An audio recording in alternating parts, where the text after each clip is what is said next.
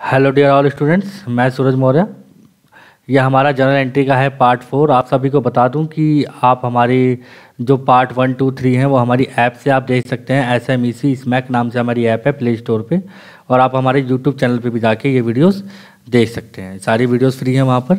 और मैं बता दूं कि जो स्पेशल जनरल एंट्रीज़ हैं ये इंटरव्यू में बहुत ज़्यादा पूछी जाती हैं, और जिसकी वजह से हमारा इंटरव्यू थोड़ा टफ हो जाता है। अब टफ को इजी बनाना है तो आपको ये मेरी पूरी वीडियो देखनी पड़ेगी, और वीडियो देखने के बाद आप इसमें मास्टर हो जाएंगे।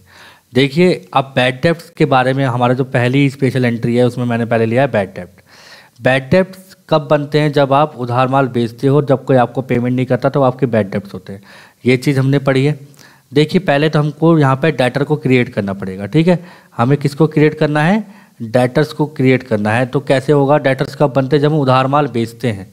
बैड डेब्ट्स का संबंध हमारा डेटर से होता है, पहले आप ये समझिए। बैड डेब्ट्स का संबंध किससे है? डेटर से। जो बिल्कुल बिगिनर्स हैं, मैं उसके हिसाब से पढ़ा रहा हूँ, और अगर आपको आता भी है तो भी आप प्लीज़ इसको थोड़ा बैठ के समझिए कि ये सब चीज़ें होती क्या हैं, क्योंकि कुछ लोगों को आने के बाद भी वो ऐसी छोटी छोटी गलतियाँ कर जाते हैं। तो इसमें क्या है कि बैड डेब्ट्स का संबंध किससे होता है? डेटर से। जब भी हम उधार माल बेचते हैं, उधार माल बेचने के बाद क्या होता है कि सामने वाली पार्टी हमको जब पेमेंट नहीं करती तो हम उसको बैड डेब्ट्स रिकॉर्ड कर सकते हैं। मैंने आपको बता भी रखा है कि हम फ्यूचर में होने वाले लॉसेस को बुक कर सकते हैं, बट फ्यूचर में होने वाली इनकम को बुक नहीं कर सकते। तो यहाँ पे क्या हो रहा है कि बैड डेब्ट्स मेरे को हो नहीं गया है, बट मैंने किसी को जब उधार माल बेचा था, उसने मुझे पेमेंट नहीं करी है टाइम पे, तो मैं उसको बैड डेब्ट्स लिख सकता हूँ। तो मैं बिल्कुल डिटेल में इसको हम पढ़ेंगे। पहला है, अगर हम क्रेडिट सेल करते हैं। क्या करते हैं? क्रेडिट सेल करते हैं। अगर हम उधार माल बेचते हैं तो आपको पता है कि उधार माल बेचेंगे तो कैश तो आएगा नहीं। मैंने आपको जब मैंने जनरल एंट्री सिखाई थी, अगर आप हमारी पुरानी वीडियो देख के आ रहे हैं, तो मैंने आपको बताया कि जब भी हम उधार माल बेचते हैं या तो हम उस व्यक्ति का नाम लिखते हैं, अगर मुझे नाम नहीं पता तो क्या लिखते हैं? डेटर लिखते हैं। क्या लिखते हैं बच्चों? डेटर। क्योंकि जिसका मैं नाम लिख रहा हूँ वो मेरा डेटर ही है, और आपको पता है कि नाम के साथ कभी अकाउंट वर्ड नहीं आता, सीधा क्या आता है? नेम या debtor debit to sales account. जो भी आप बेच रहे हो तो आप वो लिख सकते हैं। ठीक है बच्चों, ये रहा आपका क्रेडिट सेल। अभी हमने डेटर क्रिएट किए। अब होता क्या है कि अब हम पढ़ रहे हैं डेटर, बैड डेब्ट्स पढ़ रहे हैं। अब हुआ क्या कि एक व्यक्ति ने, समझ लीजिए हमने 1 लाख रुपए का हमने किसी को माल बेचा था। एग्जाम्पल के तौर पे हमने 1 लाख रुपए का माल बेचा था। अब हुआ क्या कि ये जनवरी की एंट्री है। अब आ गया फेब, उसकी पेमेंट आई नहीं। हमने सोचा था कि पैसे आएंगे, तो हमने सोच लिया कि ये हमारे पैसे डूब गए हैं। जब पैसे डूब जाएंगे, देखो पहले तो आप ये भी समझिए, एसेट्स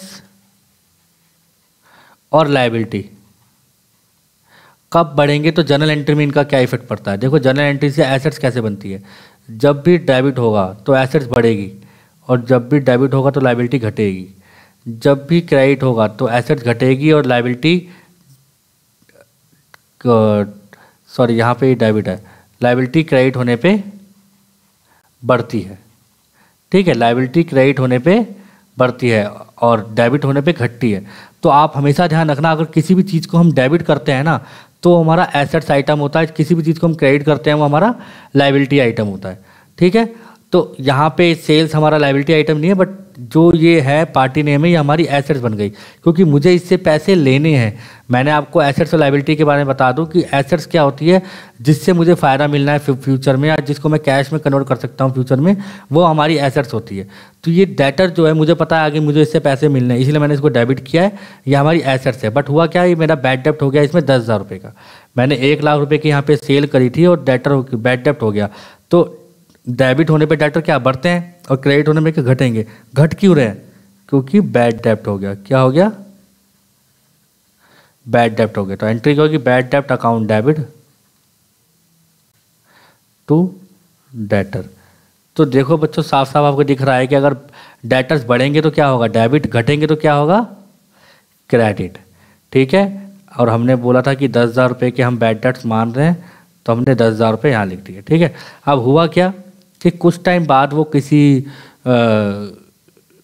लगता है कि हाँ चलो उसके पास पैसे नहीं होंगे तभी उसने पैसे नहीं दिए होंगे, बट कुछ टाइम बाद उसने पैसे अरेंज कर लिए, क्योंकि उसको काम तो हमसे ही करवाना है। मार्च में आके उसने क्या करा, ये जो पैसे हमारे डूबे थे वो पैसे हमको दे के चला गया। देखो, जब पैसा डूबा तो हमारे को लॉस हो गया, तो बैड डेब्ट्स क्या हो गया, डेबिट। अब यही पैसा वो मेरे को वापस करके जा रहा है, तो एंट्री क्या होगी, बैड डेब्ट रिकवर्ड। अब पैसा आ रहा है, पैसा आएगा तो डेबिट, पैसा आ रहा है तो पैसा डेबिट, ना कि बैड डेब्ट। तो यहाँ पे क्या होगा, cash account debit to bad डेब्ट रिकवर्ड। समझ में आई बच्चों कि अगर जो पैसे डूबे थे अगर वो रिकवर हो जाएं तभी हम वाली एंट्री करते हैं, bad debts account debit to bad debts recovered. आपको बता दूं कि इन सब के ऊपर मैंने कम से कम 8 से 9 क्वेश्चन निकाल के रखे हैं, हम वो सारे के सारे अच्छे से प्रैक्टिस करेंगे। बट आपको अभी ये समझना है कि डेटर कैसे बनते हैं, क्रेडिट सेल से, debtor account debit to sale. फिर जब हमारे डेटर कम होते हैं तो एंट्री क्या होती है, bad debts account debit to debtor. और यही बैड डेब्ट्स जो हमारे हुए थे और वो पैसे मुझे अगर वापस मिल जाते हैं तो एंट्री क्या होती है, cash account debit to bad debts recovered. मेरे जो बैड डेब्ट्स हुए थे वो पैसे मुझे वापस मिल गए, इसी को बोलते हैं हम सब बैड डेब्ट्स रिकवर्ड। ठीक है बच्चों, तो ये हमारा बैड डेब्ट्स रिकवर का टॉपिक पूरा हो गया। अब हम अपने अगले टॉपिक की तरफ आते हैं जो है second point, out standing expense. Outstanding expense, outstanding expense से मतलब कैसे कोई खर्चे होते हैं, ऐसे खर्चे मतलब जिसमें आपने काम तो करवा लिया बट आपने उसकी पेमेंट नहीं दी, अभी तक आउटस्टैंडिंग है। मतलब किसी वर्कर ने आपके पास 12 मंथ काम किया, आपने उसको केवल 10 महीने की सैलरी दी है, आपने उसको केवल 10 महीने की सैलरी दी, तो 2 महीने की जो रह गई है ना, उस 2 महीने को क्या कहेंगे, आउटस्टैंडिंग सैलरी। समझ में आ गई।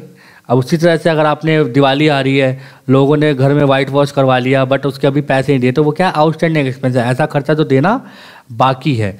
जब भी आपको पैसा देना बाकी होता है, पहले तो ये सोचिए कि आउटस्टैंडिंग एक्सपेंस, पैसा देना बाकी, आपकी एसेट से लायबिलिटी, ये आपकी लायबिलिटी है, ये आपकी क्या है, लायबिलिटी। ठीक है, और ये डेबिट तो हो ही नहीं सकती, क्या होगी, क्रेडिट होगी। तो इसकी एंट्री क्या बन के आएगी, आपकी salary account debit to outstanding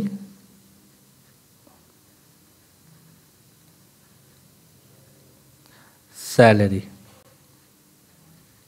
मैं उम्मीद करता हूँ कि यहाँ तक आपको समझ में आ रहा होगा, क्योंकि सैलरी लायबिलिटी है इसीलिए ये क्रेडिट हुई है, आउटस्टैंडिंग लायबिलिटी आउटस्टैंडिंग की वजह से क्रेडिट हुई है।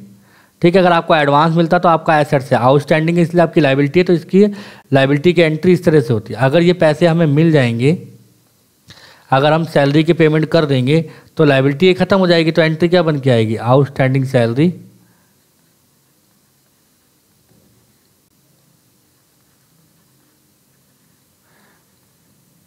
अकाउंट डेबिट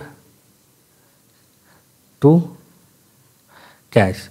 जब हम इसकी पेमेंट कर देंगे तो अब देखो, आपको पता है डेबिट क्रेडिट आपस में कट जाएगा। अगर मैंने सैलरी की पेमेंट नहीं की थी तो ये वाली एंट्री बन के आ रही थी, उधार की एंट्री, मतलब ये पैसे देने बाकी है, बार बार दिखता रहता। मैंने यहाँ पे जब पेमेंट कर दी और अगर मैं सैलरी देता भी तो एंट्री क्या बन के आती, salary account debit to cash ही तो बन के आती। तो salary account debit to cash, अगर हम सैलरी दे देते तो, अगर मैंने सैलरी टाइम पे नहीं दी या कुछ टाइम लग गया तो उसको बोलते हैं सैलरी देना बाकी है, तो आउटस्टैंडिंग है सैलरी। तो सैलरी आउटस्टैंडिंग एंट्री क्या होती है, salary outstanding account debit to salary, और salary account debit to salary outstanding. एक चीज़ और ध्यान रखना, जब आप इंटरव्यू में जाते हो आपसे सीधा बोलते हैं कि आउटस्टैंडिंग एंट्री बता दो, तो उसकी सिंपल एंट्री होती है expense account debit to outstanding expense. तो कुछ भी आउटस्टैंडिंग हो सकता है, एक्सपेंस आउटस्टैंडिंग हो सकता है, वेजेस आउटस्टैंडिंग हो सकते हैं, आपके और भी खर्चे जो आउटस्टैंडिंग हो सकते हैं, तो वो सब चीज़ें आपको यहाँ पे ऐसे लिखनी है। ठीक है बच्चों, अब हम अगले की तरफ चलते हैं। हमारा अगला क्या है, प्रीपेड।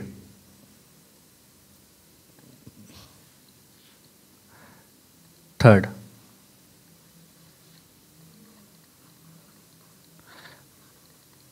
Prepaid insurance. ये समझना बहुत इंपॉर्टेंट भी है। प्रीपेड का मतलब क्या होता है, मैंने एडवांस पे किया। एक बताइए, अगर मैंने 1 जुलाई 2020 को अपना इंश्योरेंस पे किया तो कब तक चलेगा, 30 जून 2021 तक चलेगा। सब बच्चे इस बात से एग्री करते हैं कि अगर मैं कोई अपना इंश्योरेंस करवाता हूँ 1 जुलाई को तो अगले साल 30 जून तक चलेगा। आप खुद सोचिए कि मेरा साल 1 अप्रैल से स्टार्ट होता है और अब इसको मैं अच्छे से डिटेल से समझा देता हूँ आपको। अब जो मेरा 2020 है वो 1/4/2020 से स्टार्ट हुआ होगा और 31/3/21 को ख़त्म हुआ होगा। अब हुआ क्या कि आपने 1 साल की जो पेमेंट करी है, इसमें से जुलाई से लेकर आप अगर मार्च तक जाते हैं, जुलाई, अगस्त, सितंबर, अक्टूबर, नवंबर, दिसंबर, जनवरी, फरवरी, मार्च, तो 9 मंथ तो आपके इसी के बीच में हो गए, इसी के बीच में हो गए। और जो 3 महीने हैं वो इससे भी आगे जा रहे हैं। मतलब 3 महीने आपके क्या हैं, प्रीपेड है, आपने एडवांस पेमेंट कर दी है। प्रीपेड करने आपका एसेट्स क्यों बनती है, पहले आप इस बात को भी समझिए। क्योंकि आप, मैंने कहा ना, एसेट्स हर वो चीज़ है जिससे आपको बेनिफिट मिलेगा। और आप इसी साल बैठे हुए आप अगले साल का बेनिफिट लेंगे ना, कि आप इस साल में और आपने आने वाले साल की भी पेमेंट कर दी है।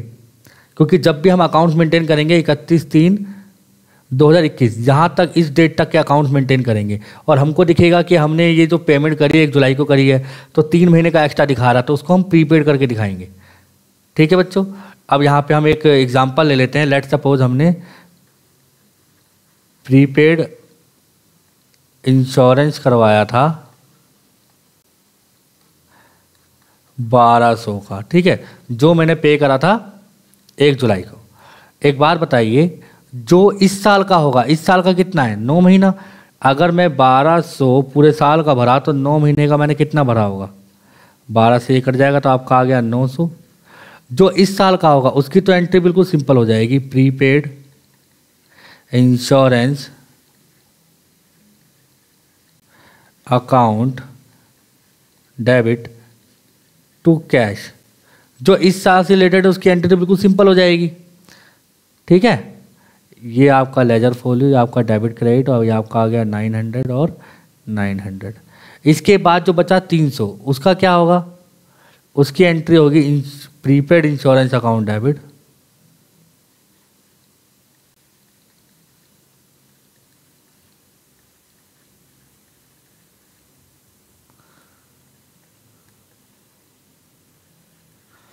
To prepaid.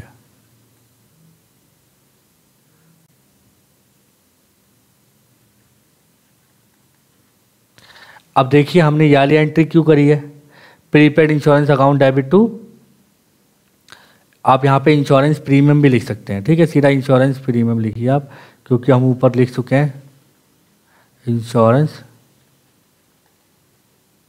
प्रीमियम। अब यहाँ पे क्या हुआ, प्रीपेड, ये अब ऐसी एंट्री हो गई जो हमारी, अभी हमने इसके पैसे, इसका यूज़ नहीं किया, ये अगले साल का है जो हमें इसी साल मिल गया है।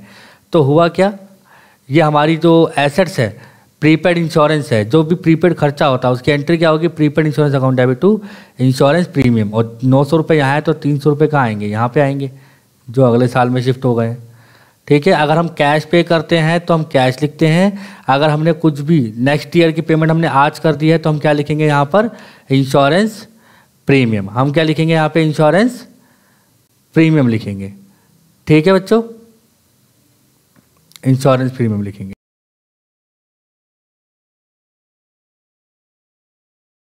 तो बच्चों इस तरह से हमारा ये इंश्योरेंस प्रीपेड, हमारा जो प्रीपेड की एंट्री है इस तरह से होती है। ठीक है, मैं उम्मीद करता हूँ कि आपको ये समझ में आ गया होगा कि प्रीपेड इंश्योरेंस की एंट्री जो होती है, prepaid insurance account debit to insurance premium. जैसे हमने आउटस्टैंडिंग की एंट्री करी थी, आउटस्टैंडिंग की एंट्री क्या होगी, कोई भी खर्चा अगर आउटस्टैंडिंग है तो उसकी एंट्री क्या होगी, salary account debit to outstanding salary. उसी तरह से अगर कोई प्रीपेड है, कोई एसेट्स है, उसकी एंट्री क्या होगी, prepaid salary account debit to salary. ठीक है, देखो यहाँ पे मैं आपको समझा देता हूँ आउटस्टैंडिंग की और प्रीपेड की एंट्री। दोनों में हम सेम एग्जांपल लेते हैं कि दोनों में वो भूल क्या रहा है, हम लिख लेते हैं कि सैलरी भूल रहा है। चलो ठीक है, सैलरी अगर उसने आउटस्टैंडिंग कर दी, सैलरी देना भूल गया, तो एंट्री क्या होती है इसकी, salary account debit to outstanding salary, ये एंट्री होगी। उसके बाद आपका अगर वो प्रीपेड है तो क्या होगा, प्रीपेड सैलरी, अगर हमने एडवांस में सैलरी रखी है तो prepaid salary account debit to salary. तो इस तरह से आपको शायद जो कन्फ्यूज़न है वो दूर हो गई होगी, क्योंकि मुझे पढ़ाते हुए भी लग रहा था कि हाँ बच्चों को ये वाली बात समझ में नहीं आ रही होगी, बट अब मैं समझता हूँ कि इतना आपको क्लियर हो गया होगा। जो ये प्रीपेड है बच्चों, इस प्रीपेड की जगह कभी कभी एडवांस भी लिखा आता है, बट आपको ये समझना पड़ेगा कि आपने एडवांस लिया है या एडवांस दिया है। जब भी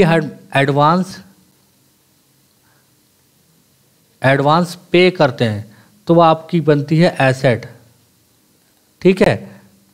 और जब भी हम एडवांस रिसीव करते हैं वो आपकी बनती है लायबिलिटी।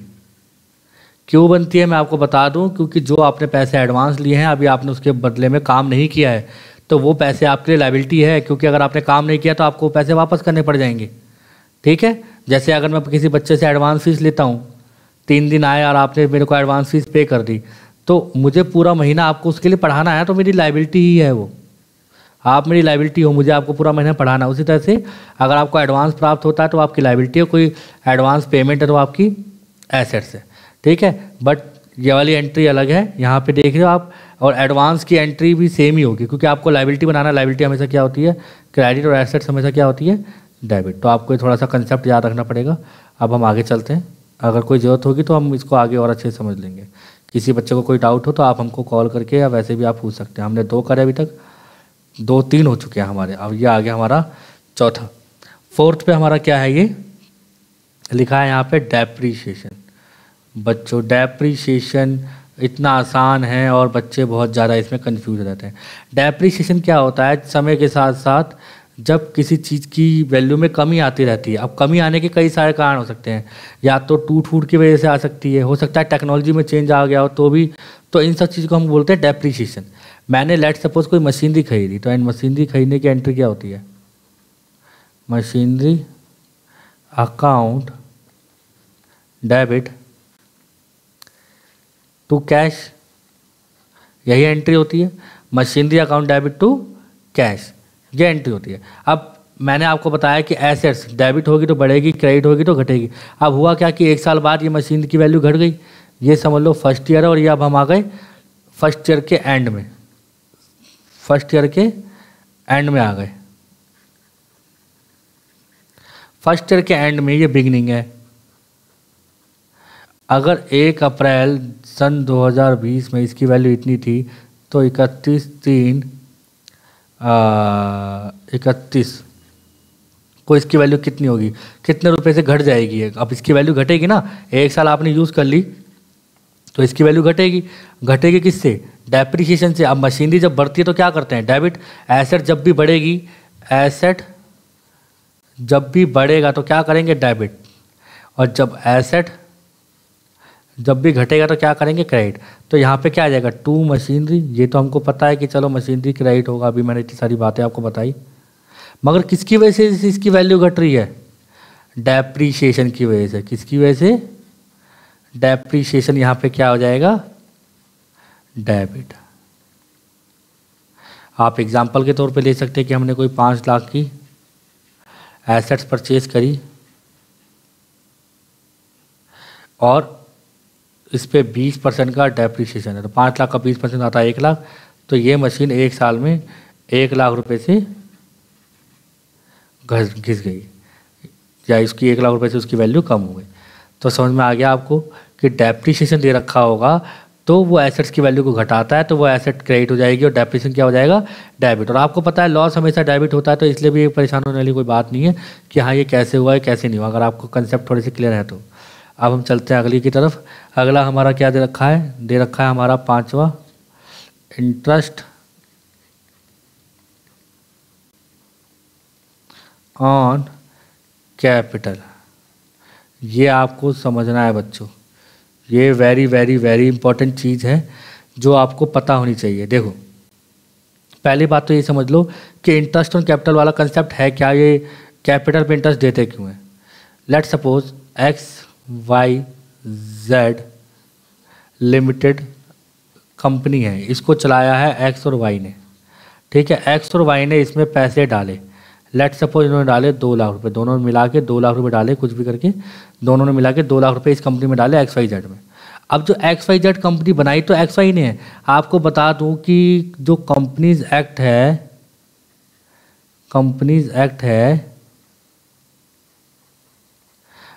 पहले वो 1956 था, 1956 था, जो अब हटा दिया गया। अब क्या आ गया, कंपनीज एक्ट 2013 एक्ट बन गया है, कंपनीज एक्ट 2013। उसमें ये लिखा गया है कंपनी और उसका मालिक दोनों अलग अलग होते हैं। अब मैंने जब जनरल एंट्री स्टार्ट कराई थी, मैं तब भी एक बार बताई थी कि हम जितनी भी एंट्रीज करते हैं हम किसके लिए करते हैं, कंपनी के लिए करते हैं, ना कि उसके मालिक के लिए। अब यहाँ पे यही चीज़ है कि जब मैंने 2 लाख रुपए यहाँ पे दिए XYZ लिमिटेड को, तो XYZ लिमिटेड को मैंने ये कहा कि भाई ये 2 लाख रुपए मैंने अपने पर्सनल जेब से दिए, अगर यही पैसे मैं आपको बैंक से लोन लेके देता तो इस पर आप बैंक को क्या देते, इंटरेस्ट देते। बैंक को आप इंटरेस्ट देते कि नहीं देते, कहता हाँ बिल्कुल देता। तो बैंक को आप जब इंटरेस्ट देते तो यही इंटरेस्ट आप मुझको भी दोगे। अब होता क्या है कि इस 2 लाख रुपए को हम क्या कहेंगे, ये 2 लाख रुपए आपकी क्या है, कैपिटल है। क्या है ये, कैपिटल। जब भी आप बिजनेस में कैपिटल लगाते हो तो कैपिटल लगाने की एंट्री क्या होती है, यहाँ पे हम कर लेते हैं अच्छे से। कैपिटल लगाने की एंट्री क्या होती है, cash account debit to capital, यही एंट्री सिखाई है मैंने। Cash account debit to capital, यही एंट्री होती है, ठीक है। अब ये कैश अकाउंट डेबिट टू क्यों होती है, क्योंकि देखो हम जब भी एंट्री कर रहे हैं कंपनी के लिए कर रहे हैं, कंपनी के मालिक से हमारा कोई मतलब नहीं है। कंपनी में कैश आया है, किसके थ्रू आया है, कैपिटल के थ्रू आया है। और जो कंपनी में मालिक जब पैसा डालता है उसको हम कैपिटल ही बोलते हैं। अब क्या हो रहा है कि ये जो कंपनी है इस कैपिटल के बदले में इसको इंटरेस्ट देगी, क्योंकि XY बोल रहे हैं XYZ को, लिमिटेड कंपनी को, कि भाई यही पैसा अगर मैं बैंक से लेके देता तो आपको मुझे इस पर मतलब मुझे उस पर इंटरेस्ट देना पड़ता। यही पैसा अगर मैंने आपको अपनी जेब से दिया तो आप मुझे उसके बदले में क्या दोगे, इंटरेस्ट दोगे। और ये अलाउड है, कंपनीज एक्ट ने बोला कि हाँ अपनी आप कैपिटल पे इंटरेस्ट ले सकते हो। तो एक बात बताइए, जो मैंने 2 लाख रुपए डाले हैं, लेट सपोज मेरा इंटरेस्ट है 10%, हर साल मुझे इस पर 10% का इंटरेस्ट मिलेगा। तो अगली बार 10% निकालेंगे 2 लाख का, तो कितना आएगा, 20,000 रुपये। तो इस 20,000 रुपये से मेरी कैपिटल घटेगी या बढ़ेगी, इससे मेरी कैपिटल बढ़ेगी, मेरी कैपिटल बढ़ेगी ना। मगर एक बार बताइए, XYZ लिमिटेड के लिए इंटरेस्ट ऑन कैपिटल इनकम है कि एक्सपेंस है, XYZ के लिए तो ये एक्सपेंस है, XYZ के लिए तो खर्चा है, और खर्चा हमेशा क्या होता है, डेबिट। तो क्या एंट्री होगी इसकी, interest on capital account debit to. एक बात बताइए, कैपिटल बढ़ रही है ना, तो कैपिटल हमेशा क्रेडिट रहेगी। अब कैसी रहेगी, देखिए आपको मैं एग्जांपल के तौर पे यहाँ पे 2 लाख और 2 लाख दिखा देता हूँ, और जो ये 20,000 है, 20,000 इसमें आ जाएगा। तो अगली बार जब हम इसकी कैपिटल लिखेंगे बैलेंस शीट में, तो इसकी कैपिटल कितनी आएगी, 2,20,000। तो इसकी कैपिटल जो है 20,000 से बढ़ गई है, इसकी कैपिटल 20,000 से बढ़ गई है, इसीलिए कैपिटल क्रेडिट था। अगर कैपिटल घटता तो मैं डेबिट क्रेडिट करके इसको घटा देता, मगर इसको इंटरेस्ट मिला है ना, जो इसने पैसा लगाया था कंपनी में 2 लाख रुपए, उसके ऊपर इसको इंटरेस्ट मिला है, तो इससे इसकी कैपिटल बढ़ गई। तो इसीलिए कैपिटल पहले भी क्रेडिट है और अभी भी क्रेडिट ही रही है, और क्रेडिट करके ही बढ़ा सकते हैं ना। लायबिलिटी कब बढ़ेगी, हमेशा क्रेडिट होने पर बढ़ेगी, ठीक है बच्चों। तो ये इंटरेस्ट ऑन कैपिटल का कंसेप्ट था, मैं उम्मीद करता हूँ कि थोड़ा सा आपको समझ में आ गया होगा। जो बच्ची कुछ कसर है मैं अभी इसके अगले टॉपिक में क्लियर कर देता हूँ, क्योंकि हमारा जो अगला टॉपिक है वो है इंटरेस्ट ऑन ड्राइंग का, वो भी बिल्कुल सेम यही है, इंटरेस्ट ऑन ड्राइंग। देखिए पहले आपको इन दोनों को एक साथ समझना पड़ेगा। यहाँ पे क्या हुआ था कि जब XY ने पैसा डाला कंपनी में, तो कंपनी से वो इंटरेस्ट ले रहे थे कि हाँ भाई मैंने पैसा दिया आपको, मेरे पैसे से आप चल रहे हो, तो मेरे को आप मेरी कैपिटल पे इंटरेस्ट दोगे। वो कहता है चलो कोई बात नहीं, XYZ ने उनको इंटरेस्ट दे दिया। बट यहाँ पे क्या होता है कि जो ये इंटरेस्ट ऑन ड्राइंग है, अब ये ड्राइंग का मतलब क्या है, अब यहाँ पे समझिए XYZ लिमिटेड कंपनी है और ये XY है, इनके घर में कोई बड़ा फंक्शन या कोई थी, शादी वादी थी, तो इन्होंने पैसे लिए कंपनी से। कितने लिए, समझ लो हमने, इन्होंने 1 लाख रुपए कंपनी से विड्रॉ कर लिए। कंपनी से क्या करें, विड्रॉ करें। विड्रॉ करने को क्या बोलते हैं, ड्राइंग ही बोलते हैं। कंपनी से इन्होंने 1 लाख रुपए निकाल लिए अपनी बेटी की शादी के लिए, अपनी शादी के लिए, किसी भी चीज़ के लिए। तो जिस तरह XY ने कंपनी को पैसे दिए थे और XY ने XYZ लिमिटेड से कहा था कि यही पैसा अगर मैं बैंक से लेता हूँ तो मुझे इंटरेस्ट देना पड़ता, तो आप मुझे इस पैसे पे इंटरेस्ट दोगे। उसी प्रकार से अब XYZ लिमिटेड क्या बोल रही है, XY से बोल रही है भाई एक बात बताओ, जब तुम ये 1 लाख रुपए जो तुम मुझसे लेके जा रहे हो, चाहे मैं तुम्हारी कंपनी क्यों ना हूँ, जब तुमने मुझे कैपिटल दी थी तब भी तो मैं तुम्हारी कंपनी थी, और आज तुम जब मेरे से पैसे निकलवा रहे हो, ड्राइंग कर रहे हो, तो तब भी तो मैं तुम्हारी कंपनी हूँ। तो अगर तुम ये पैसा अगर बैंक से लेते तो आपको इस पर इंटरेस्ट देना पड़ता, आपको इस पर इंटरेस्ट देना पड़ता ना, तो वही इंटरेस्ट आप मुझे दोगे, वही इंटरेस्ट आप मुझे दोगे। तो जो ये इंटरेस्ट है एक, अब लेट सपोज यहाँ पे भी इंटरेस्ट का रेट है 10%, ठीक है, इंटरेस्ट है जो 10% है। अब एक बात बताइए, इस कंपनी के लिए ये इंटरेस्ट और फ़ायदा है कि नुकसान? इसके लिए तो इनकम है, इसके लिए क्या है? इनकम है। और इस इनकम से हमारी कैपिटल बढ़ेगी या घटेगी? मतलब जो इंटरेस्ट ऑन ड्राइंग है उससे उसकी ड्राइंग बढ़ेगी या घटेगी? कैपिटल तो घटेगी ना बच्चों, क्योंकि जो वो इंटरेस्ट पे करेगा उससे उसकी कैपिटल घटेगी। अब आप यहाँ पे देखिए, पहले तो हम ड्राइंग करते हैं। ड्राइंग करने की एंट्री क्या होती है? ड्राइंग करने की एंट्री देखिए, drawing account debit to cash. मैंने कितने रुपए निकाले यहाँ पे? 1 लाख रुपए निकाले, तो हम यहाँ पे 5 जीरो लगा देते हैं, ठीक है। ये बात बड़ी सिंपल सी समझ में आ गई। उसके बाद मैंने उस पर 10% का इंटरेस्ट पे किया, तो कितना आएगा? 10,000 रुपये आएगा इंटरेस्ट। तो 10,000 रुपये कंपनी के लिए क्या है? फ़ायदा। और फ़ायदा हमेशा क्या होता है? क्रेडिट होता है। लॉस होता है तो डेबिट होता है, इनकम है तो क्या होगी? क्रेडिट होगी। तो इसकी जो एंट्री बन के आएगी वो एंट्री क्या होगी? Drawing account debit, drawing account debit to interest on drawing, 10,000 रुपये से, ठीक है बच्चों। देखो ड्राइंग यहाँ पे भी डेबिट था, क्योंकि आप अगर बैंक से लोन लेते हो, लेट सपोज आपने बैंक से 5 लाख का लोन लिया, ठीक है, उस पर 10% का इंटरेस्ट है, तो कितना? 50,000। तो आपका लोन कितना बन जाएगा? 5,50,000 बन जाएगा कि नहीं बन जाएगा? उसी प्रकार से जब आपने 1 लाख का लोन लिया तो आपने 10,000 का इंटरेस्ट पे किया, तो आपकी ड्राइंग इंटरेस्ट लगने से बढ़ रही है। तो यहाँ पे कितना आ गया? 1,10,000। कंपनी को फ़ायदा हो रहा है। जब भी कंपनी को फ़ायदा होगा तो कंपनी के लिए क्या बनेगी? वो एसेट्स बनेगी, कंपनी के लिए एसेट्स बनेगी। इसीलिए ये पहले भी डेबिट था और यहाँ पे भी हमारा डेबिट ही है, क्योंकि उसकी वैल्यू इंक्रीज़ हुई है, ठीक है बच्चों। तो ये हमारा ड्राइंग वाला कंसेप्ट भी हो गया कि ड्राइंग की एंट्री कैसे करोगे। जब ड्राइंग क्रिएट करते तो एंट्री होती है drawing account debit to cash और drawing account debit to interest on drawing, ठीक है। ये इंटरेस्ट यहाँ पे क्रेडिट क्यों हुआ है? क्योंकि आपके लिए ये फ़ायदा होता है, इनकम होती है, इसलिए वो क्रेडिट हुआ है। अब हम आगे चलते हैं। आगे हमारी जो एंट्रीज़ हैं वो बहुत ही ज़्यादा इम्पोर्टेंट एंट्रीज़ हैं। देखिए ये वाली एंट्रीज़ में क्या है, हम ये क्वांटिटी नंबर कौन सा था? 6। अब हम आ जाते हैं एंट्री नंबर 7 पे। इसमें हम कोई क्वेश्चन नहीं करेंगे बच्चों, क्वेश्चन की अलग से एंट्री वीडियो बनेगी। अब देखिए, अगर हम कुछ भी परचेज सेल करते हैं और कुछ भी लेते हैं देते हैं, तो उस केस में क्या होगा आपका? यहाँ पे परचेज इफेक्ट होगा। क्या इफेक्ट होगा? जैसे मैं कोई ट्रेडिंग अकाउंट बनाता हूँ, ठीक है, यहाँ पर्टिकुलर अमाउंट यहाँ पे आ गया डेबिट और यहाँ पे आ गया क्रेडिट। तो यहाँ पे हम डेबिट में लिखते हैं टू परचेज और माइनस करते हैं इसमें से परचेज रिटर्न, ये तो सबको ही पता है। बट इसके साथ साथ क्या क्या और लेस होता है मैं वो आपको बताने वाला हूँ। अगर कंपनी में कोई भी चोरी हो जाती है, लॉस, एक मिनट, चोरी से पहले अगर हम कंपनी में कुछ भी डोनेशन देते हैं, डोनेशन दे रहे हैं, तो वो भी परचेज में से लेस करते हैं। अगर कंपनी का मालिक कुछ भी अपने पर्सनल यूज़ के लिए निकाल रहा है, उसको ड्राइंग्स बोलते हैं, गुड्स को निकाल रहा है अपने पर्सनल यूज़ के लिए, तो ड्राइंग्स बोलते हैं, ड्राइंग भी परचेज में से लेस होगी। और अगर हम कोई चैरिटी कर रहे हैं तो चैरिटी भी परचेज में से लेस होगी।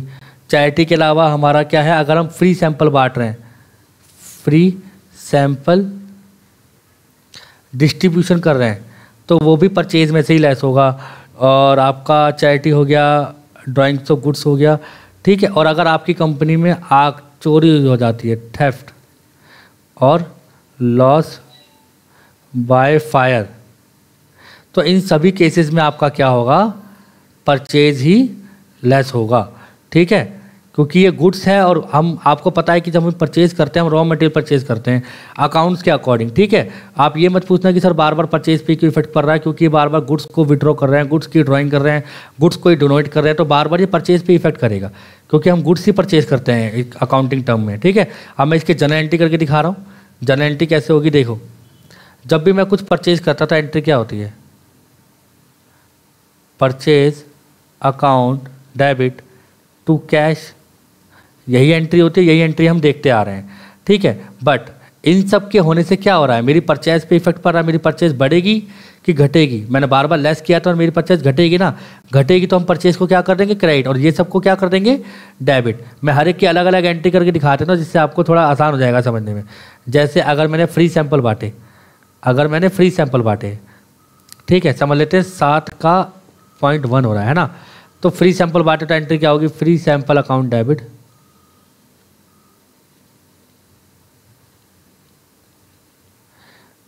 टू परचेज, क्योंकि परचेज कम हो जाएगा ना।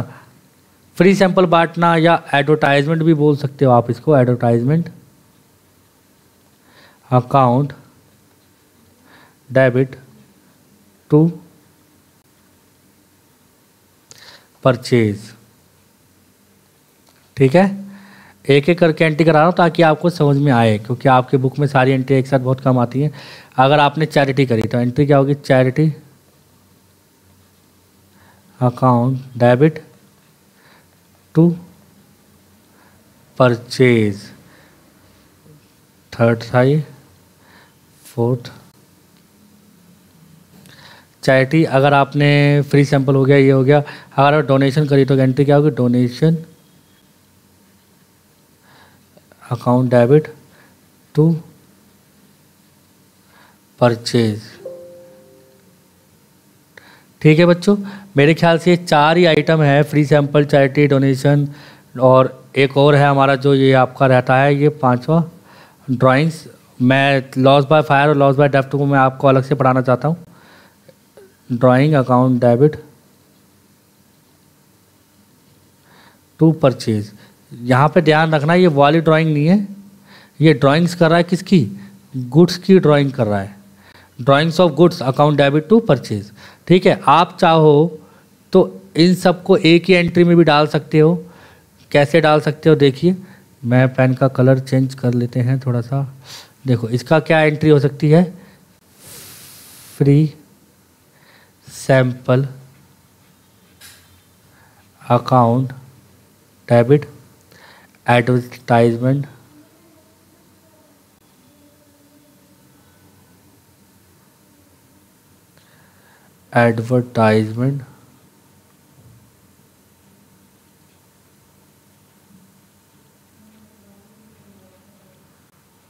Debit charity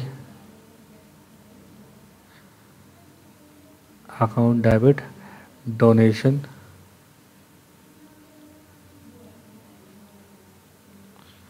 debit drawings of goods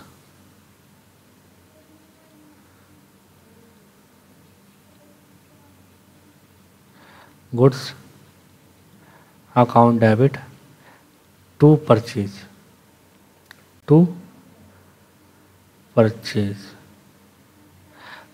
account.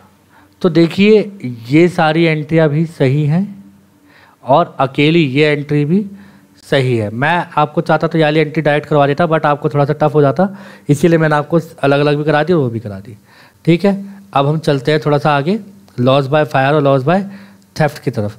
ये थोड़ा सा मुश्किल कंसेप्ट है और इसको हमको अलग से समझना पड़ेगा। हम इसको 8वां पॉइंट बना के कर देते हैं। लॉस बाय फायर और loss by theft account debit to purchase, ठीक है बच्चों। अगर आपको ऊपर ठीक से दिख नहीं पा रहा, राइटिंग का इशू हो रहा है, तो आप प्लीज़ सुनने पे ध्यान दीजिए। जो मैं बोल रहा हूँ वो आप लिख तो सकते ही हैं, ठीक है, तो उस पर प्लीज़ ध्यान दें। तो लॉस बाय फायर और लॉस बाय थेफ्ट, मैं अभी आपको इसका एक एग्जांपल भी करा दूंगा ताकि ये हमारी वीडियो पूरे अच्छे तरीके से कंप्लीट हो जाए। बट अभी मेरा काम जनरल एंट्री कराना है, तो मैं आपको जनरल एंट्री समझा रहा हूँ। अब देखिए इसमें क्या होता है, अगर आपकी कंपनी ने इन सब का इंश्योरेंस करवा रखा है तो ठीक है, अगर आपकी जो गुड्स हैं, इफ़ गुड्स आर इंश्योर्ड, अगर आपकी गुड्स का इंश्योरेंस हो रखा है तो आपको तो ये वाली बात सबसे पहले पता होगी कि अगर आपके घर में आग लग जाती है, अगर आपका इंश्योरेंस है तो आपका ज़्यादा उसमें लॉस नहीं होता, क्योंकि इंश्योरेंस कंपनी आके आपको सारे पैसे दे जाती है। ठीक है, ये चीज़ है। अब होता क्या है कि जब इंश्योरेंस कंपनी आएगी, अगर आपके घर में आग लग गई है, समझ लो लेट सपोज आपका 1 लाख रुपए का सामान जल गया, चोरी हो गई 5,000 रुपये की, तो आपका कितना से परचेज इफेक्ट कर गया, 5,000 से, 1,05,000 से। अब यहाँ पे क्या होता है, if the goods are insured, insure कर रखा था, इंश्योरेंस की एंट्री क्या है, इंश्योरेंस कंपनी अकाउंट डेबिट, तो इंश्योरेंस कंपनी हर एक चीज़ को इंश्योर करके रखती है, insurance company account debit to, जिसका भी इंश्योरेंस कराया होगा वो चीज़ हम क्रेडिट कर देंगे। लॉस बाय फायर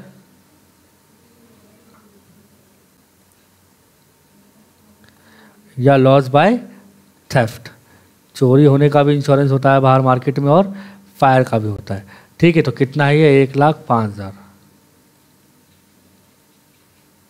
ये चीज़ अच्छे समझ में आ रही होगी कि परचेज को इफेक्ट करेगा, क्योंकि हमारे गुड्स में आग लगी है और गुड्स ही चोरी हुई है।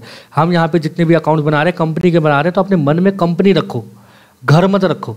ठीक है, अगर मैं बोल देता हूँ गलती से तो मतलब ये नहीं कि आप घर ही घर लेके चलोगे, जिसकी वजह से आपके मन में कन्फ्यूजन पैदा होती है। तो कंपनी के पॉइंट ऑफ व्यू से सोचना है कि कंपनी में ये लॉस हो रहे हैं। आगे अब क्या होगा, इंश्योरेंस कंपनी, ये तो हमारा इंश्योरेंस कंपनी में इंश्योरेंस करने की एंट्री हो गई। इफ़ इंश्योरेंस कंपनी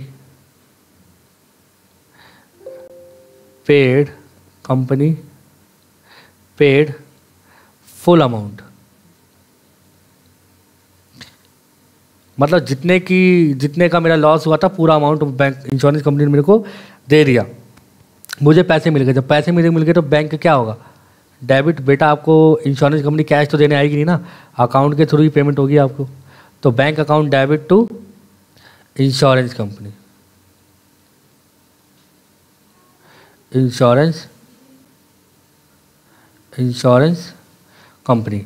अगर आप नोटिस करो तो यहाँ पे 1,05,000, मैं भी आपको एक चीज़ और बताता हूँ, देखो अगर आपको अच्छा लगेगा तो। देखिए यहाँ पे क्या हुआ, इंश्योरेंस कंपनी यहाँ डेबिट था और यहाँ पे इंश्योरेंस कंपनी क्रेडिट था, आपस में कट गए, तो एंट्री क्या बन के आएगी, bank account debit to loss by fire या थेफ्ट। तो ये एक सिंपल एंट्री बन के आ जाती है आपकी।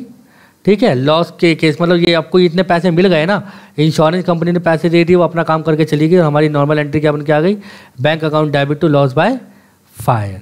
ठीक है, बट अगर इंश्योरेंस कंपनी हमको पूरा अमाउंट नहीं देती तो क्या होगा, लेट सपोज इंश्योरेंस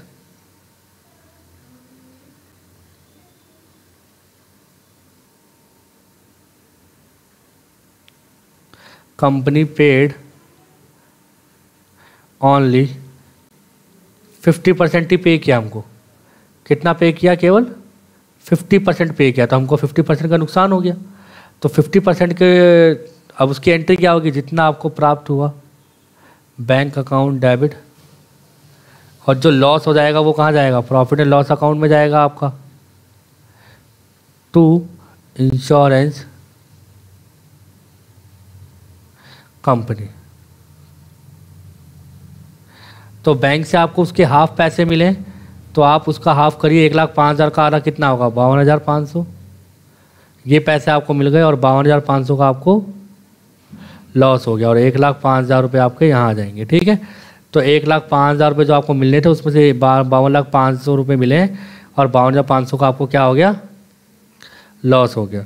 तो बच्चों कुछ इस तरह से हमारा था ये स्पेशल जर्नल एंट्री। ठीक है, मैं उम्मीद करता हूँ कि आपको ये समझ में आया होगा। और अभी हम इसके बहुत सारे क्वेश्चंस की भी प्रैक्टिस करेंगे, जिससे आपके जो यहाँ पे बचे हुए डाउट्स हैं, जो अगर आपको लगता है कि हमें यहाँ पे थोड़ा कुछ कमी रह गई है, तो वो कमी हम जर्नल एंट्री करते समय, क्योंकि मेरा जो मन है मैं आपको 8 क्वेश्चन तो कम से कम करवाऊंगा ही, 8 से 10 क्वेश्चन मैंने बना के रखे हुए हैं, वो हम 8 से 10 क्वेश्चन आपको कराएंगे। और आपको अगर यहाँ तक समझने में कोई दिक्कत हुई है तो आप प्लीज़ मेरे से बात करिए, आके पूछिए सर हमने आपकी पूरी वीडियो देखी थी और हमें ये चीज़ समझ में आई है, ये चीज़ समझ में नहीं आई है। बाकी मैंने अपनी तरफ से आपको 100% दिया है। अगर किसी भी एंट्री में कोई दिक्कत रह जाती है तो आप प्लीज़ हमसे संपर्क कर सकते हैं। मैंने आपको एसेट्स और लायबिलिटी वाला कंसेप्ट बताया था, उसके थ्रू आप काफ़ी सारी एंट्रीज कर सकते हैं कि वो एसेट्स और लायबिलिटी की कोई सी भी एंट्री दे। तो यहाँ तक के लिए धन्यवाद। और बच्चों प्लीज़ ये वीडियो हमारी शेयर करिए जितना हो सकता है, और जितना हो सके अपने दोस्तों में बताइए, अपनी क्लास में जाके अपने दोस्तों को डाउनलोड करवाइए। सबसे ज़्यादा इंपॉर्टेंट यही है कि हमारी ऐप ज़्यादा से ज़्यादा लोगों को डाउनलोड हो। धन्यवाद, थैंक यू।